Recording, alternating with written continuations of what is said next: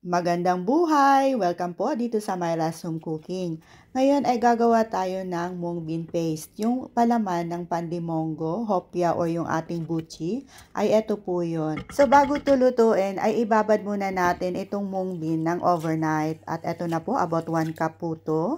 At pagkatapos ay banlawan lang natin at ilipat dito sa isang pot. Maglagay ng katamtamang tubig hanggat sa maluto itong ating red mung bean. Ayan po, sulutuin lang natin hanggat sa lumambot. At pag naluto na ay palamigin lang muna at saka gamit itong ating stick blender. Ayan, i-blend na natin hanggat sa maging puree na po yung kanyang texture. Pag wala tayo nitong stick blender ay pwede naman kayong gumamit ng blender.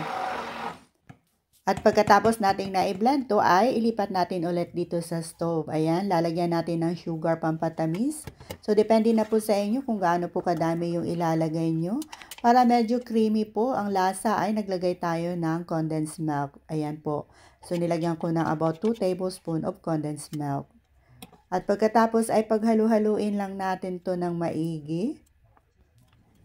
Lutuin lang sa napakahinang apoy para naman hindi masunog itong ating red mung bean paste. Ayan po. At pag ganito na po ka-thick ang kanyang consistency ay pwede na po to. So pwede na nating hanguin at palamigin. Ilipat natin dito sa isang bowl.